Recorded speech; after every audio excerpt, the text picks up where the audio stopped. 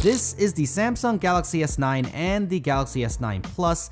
I was able to get my hands on these a little bit early, so let's see what comes inside of the box, and we'll go over some key new features, and most importantly, give you an idea of what this dual aperture camera is capable of with some sample photos and 4K video.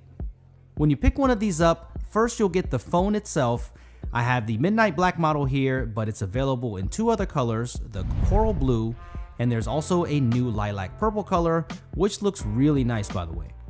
You get a SIM ejector tool and also a quick start guide if you need one. The international models might come with a clear case as well, but none here for the US unlock model.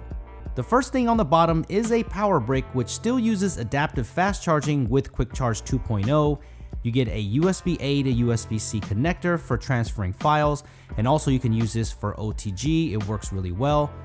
Then in this little separate compartment is where you'll find the USB Type-C cord. I really like that all these accessories are black again like last year. You get some headphones included. These are the AKG headphones we saw last year, it looks like, and they're decent headphones too by the way, and finally some earbuds if you need to adjust the fit. If you want to see a full breakdown of all the new features on the Galaxy S9 and S9 Plus, I made a video telling you everything that you need to know before buying one of these, so make sure you click on that card or check the description for the link. So I won't go over every feature, but here are the most important features that I think that you need to know about. If you look at this and the Galaxy S8 side by side, there are no huge differences in terms of hardware. You get the same glass and metal build with the big and beautiful 5.8 inch or 6.2 inch Quad HD Super AMOLED display.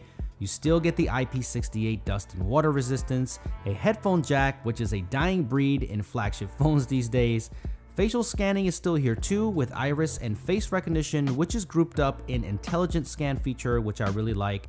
But the three big new changes are what might make you want to upgrade to this phone this year. And first is the dual speaker setup, now with Dolby Atmos support. So the earpiece doubles as a secondary speaker, and even though it's not blow your mind better, you can definitely hear the difference. So here's an example. Sometimes we're insecure, we're fragile, sometimes we laugh at each other to make ourselves feel better. Sometimes we lie, sometimes we say things that we really don't mean, but in the moment it seems like a thing to do. We're all flawed, beautiful people. We're all flawed, beautiful creatures. The second feature is not new, but it's a design improvement over all of the other Galaxy phones out right now, and that is the position of the fingerprint scanner. It has moved to below the camera module, so it's much easier to get to. It's still not the fastest scanner on the market, but I find myself not missing it as much as I did with the Note 8 or the Galaxy S8. The third feature is the biggest deal in my opinion, and that is the new 12 megapixel dual aperture camera system. This is the first camera to have this feature. Phones as of right now all have fixed aperture cameras, so for instance, the iPhone X has a f1.7 lens, the Pixel 2 XL has a f1.8 lens, and so on and so on.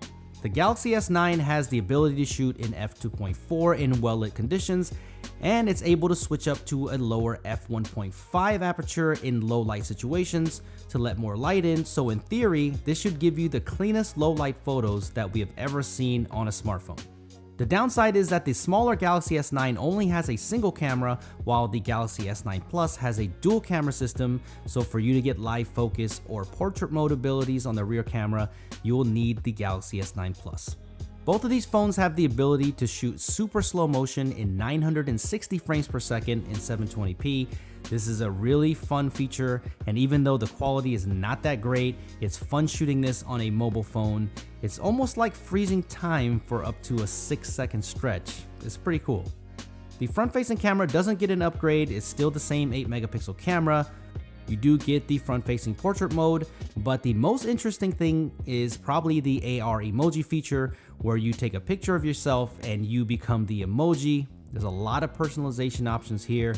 I don't think it's as fast as Animoji on the iPhone, but you do get custom GIFs straight to the keyboard so you can share it really easily. but I guess it all depends if you're into this or not. Both of these phones have the brand new Qualcomm Snapdragon 845 processor, so they are super quick. Gaming is really nice on these, so if you want to see some more gaming tests, make sure you let me know in the comments. One thing you do need to know is that the Galaxy S9 comes with 4GB of RAM and the S9 Plus comes with 6GB of RAM, so performance overall, the Galaxy S9 Plus might be the one to buy. There will be a ton more content on these phones, especially camera comparisons. I'm working hard on those right now, so make sure you subscribe to the channel so you don't miss those and hit that bell icon to get notified. You definitely don't want to miss them. But for now, I've been going around taking a ton of pics with the Galaxy S9, and I want to give you a little sneak peek of what this camera is capable of. Here are some samples from it. Let me know what you guys think in the comments. Enjoy.